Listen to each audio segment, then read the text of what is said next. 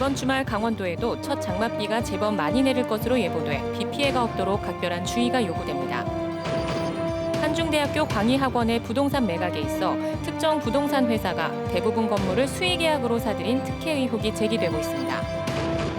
제2기 진실화해위원회 제3차 조사 개시 사건에 고성 납부 거부 사건이 포함됐습니다. 북한 남성의 해안 귀순 사건 이후 군 당국이 해안 경계를 강화하면서 민간인 해상 사고 구조가 잇따르고 있습니다. 안녕하십니까. 뉴스데스크 강원입니다. 이번 주말 전국에 첫 장맛비가 내릴 것으로 예보된 가운데 강원도에도 많은 비가 내리겠습니다. 강원지방기상청은 내일 낮 영동 지역을 시작으로 도내 저녁에 모레까지 50에서 100mm의 많은 비가 내리겠다고 예보했습니다. 특히 곳에 따라 천둥, 번개와 돌풍을 동반한 시간당 50mm 이상의 강한 비가 내릴 수도 있다며 인명과 시설물 피해가 발생하지 않도록 대비를 당부했습니다. 이번 장맛비는 모레 밤에 대부분 그칠 것으로 전망됩니다. 어제 전해드린 한중대학교 광희학원의 부동산 매각 실태 보도 오늘도 이어갑니다. 천국 로터리 상가뿐만 아니라 헐값으로 팔린 사례는 또 있었습니다. 특정 부동산 회사가 많이 사들였는데 파산 관제인 측은 절차적으로 문제가 없다는 입장입니다. 김영호 기자가 보도합니다. 광희 중고등학교 앞에 있는 광희학원 소유였던 3층짜리 건물입니다. 광희 중고교 총동문회는 3층을 오랫동안 사무실로 사용했는데 파산 관제인에게 매입 의사를 전달했다고 밝혔습니다. 그런데 이 건물은 지난해 10월 부동산 회사와 관련된 20대 후반 남자에게 8천만 원에 팔렸습니다. 4년 전 감정 가격이 3억 5천만 원이던 동해시 효가 사거리 주변의 3층 건물도 지난해 9월 같은 부동산 회사가 1억 8천만 원에 매입했습니다.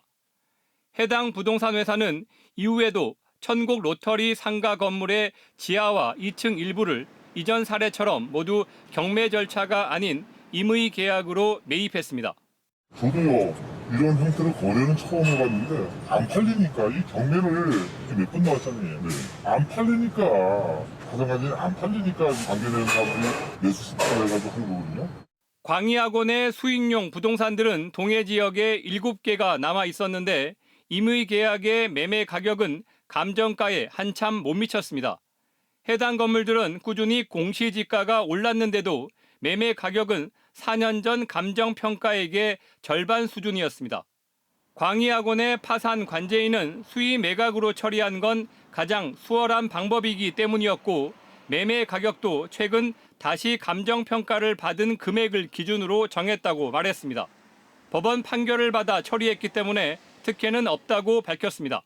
저희가 임의대로 계약한 게 아니고 법원 허가 조건부 계약이라서 법원에서 그 계약 내용을 검토해서 허가를 해야만 그 계약에 효과가 있는 겁니다. 하지만 해당 부동산 업체가 부동산을 매입하기 시작한 시기에 천국 로터리 상가 건물이 분할 매각된 점은 유착 관계를 의심케 하는 대목입니다.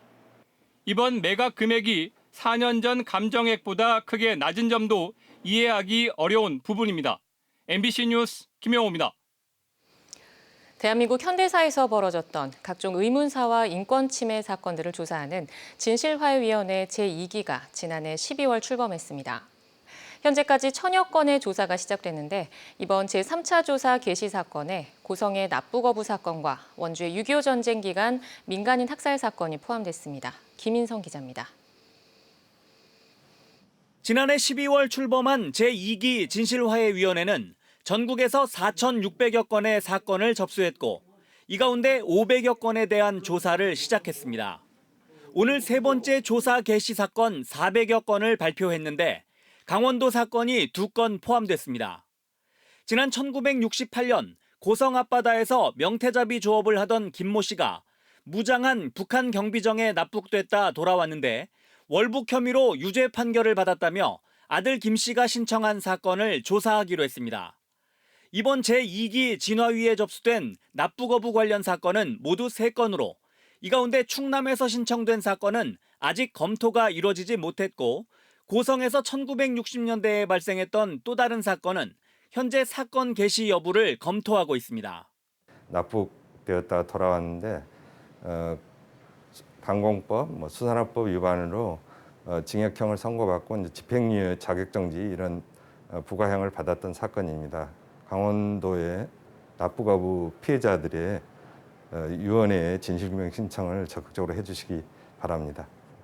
또 6.25 전쟁 발발 직후에 원주시 문마급과 규례면 일대에서 경찰에 의해 저질러졌던 민간인 학살 사건 3건도 조사하기로 했습니다. 진화위는 강원도의 경우 치열한 전투가 벌어졌고 좌우익 간의 대립이 심해 민간인들의 희생이 많았던 지역이지만 지금까지 사건 접수가 거의 이루어지지 않고 있다며 강원도민들의 적극적인 관심을 촉구했습니다. 억울한 피해 사실을 접수하려면 시군청이나 서울 진화위 사무실에 내년 12월 9일까지 신청할 수 있습니다. 제2기 진실화해위원회 출범 이후 6개월여 만에 처음으로 강원도 사건이 조사되는 겁니다. 강원도에서 발생했던 여러 가지 사건들이 더 많이 접수되고 실제 조사로 이어지길 희망합니다. MBC 뉴스 김인성입니다. 육군의 해안경계 작전 중에 해상에서 발생한 사고를 포착해 인명을 구조하는 사례가 잇따르고 있습니다. 지난 2월 북한 남성의 해상 귀순 이후 장비와 시스템이 보강되고 해경과의 협력도 강화된 덕분으로 보입니다. 박은지 기자입니다. 지난달 29일 밤 9시 육군 22사단 해안대대에서 야간 근무 중이던 민재호 상병은 속초 외용치 바다를 비춘 열감지 장비 모니터 중 어둠 속의 작은 열 움직임을 발견했습니다. 주변 카메라로 확대해 보니 물에 빠진 사람이 보였고 상부에 보고하고 집중 감시를 시작했습니다.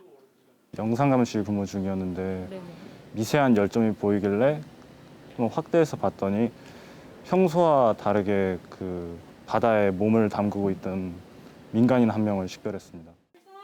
기동타격대가 즉각 현장에 출동해 갯바위 주변에서 물에 빠진 사람을 찾았고 구조대가 도착할 때까지 정신을 잃지 않도록 대화를 계속 시도했습니다.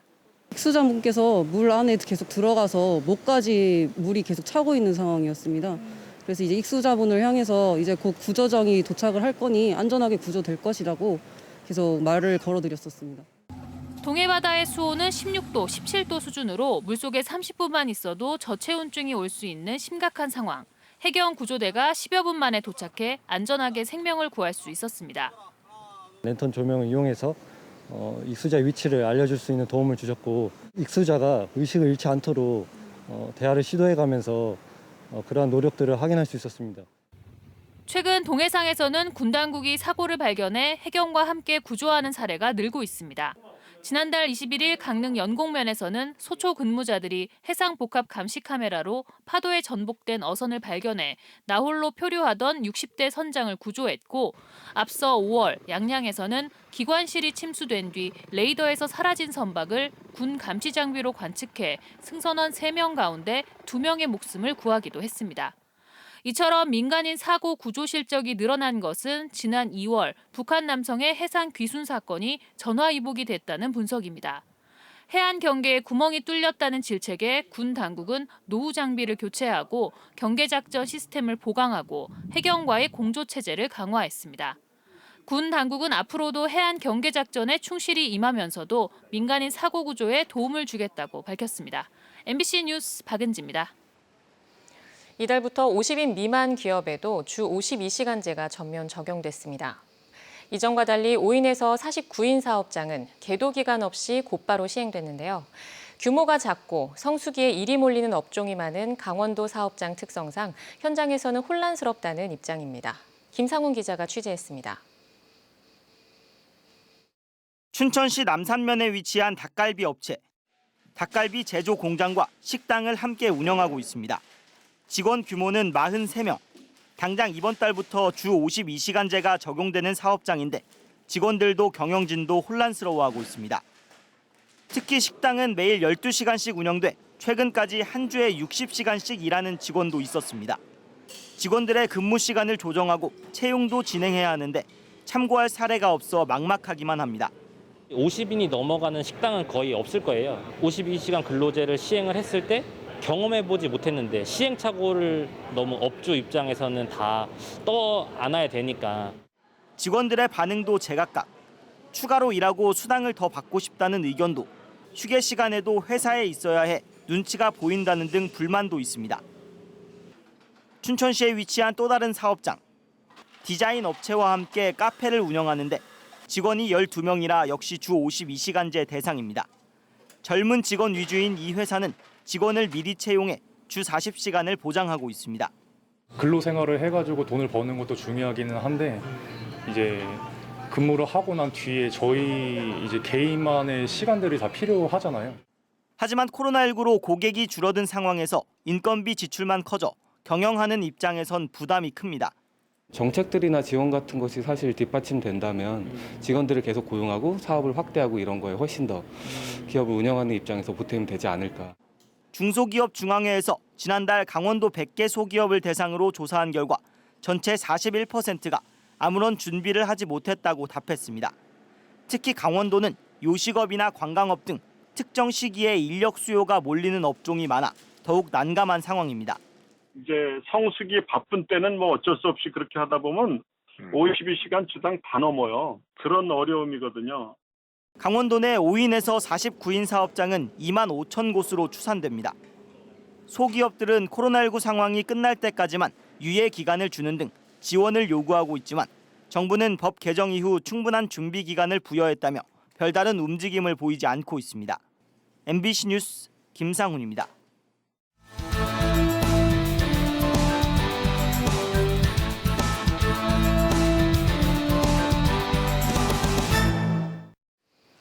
강원도는 정선 알파인 경기장 복원을 위해 가리왕산 생태복원 추진단을 출범했습니다. 생태복원 추진단은 식생과 수리수문, 산림토목 토양, 지형과 동식물 분야 전문가들의 의견을 반영해 산림생태 복원 기본 계획을 수립합니다. 강원도는 곤돌라와 관리 도로를 제외한 모든 지역을 복원 대상으로 하며 특히 산림유전자원 보호구역, 생태자연도 1등급 지역의 기능 회복과 물길 복원에 중점을 둘 계획입니다. 화력발전소가 가동 중인 전국 10개 시군지역의회가 협의회를 구성했습니다. 동해시의회와 삼척시의회 등 전국 10개 시군의회 의장들은 오늘 동해시의회에서 의장협의회를 구성하고 발전소 지역 현안 해결과 상생 발전에 공동 대응하기로 했습니다. 의장협의회는 협의회 구성을 계기로 다른 발전시설보다 세율이 낮은 화력발전 지역자원시설세 표준 세율 인상을 정부 관련 기관에 공동 건의할 방침입니다. 코로나19 장기화로 심리적 어려움을 겪는 국민의 마음 건강을 지원할 트라우마 센터가 새로 문을 열었습니다. 보건복지부는 오늘 국립춘천병원에 강원권 트라우마 센터를 열었습니다.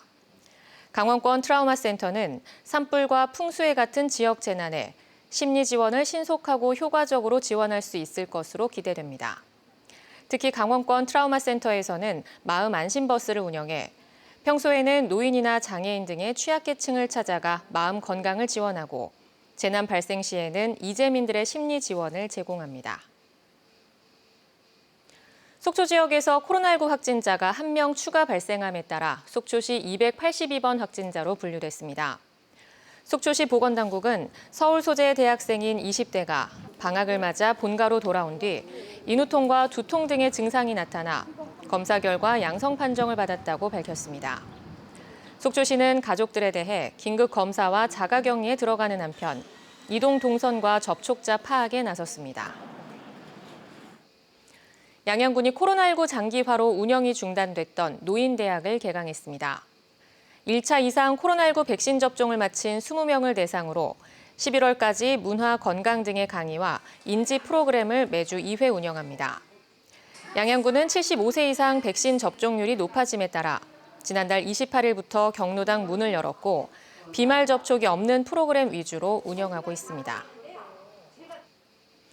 속초시가 태풍과 집중호우, 폭염 등의 여름철 자연재해에 대비한 종합 대책을 마련했습니다.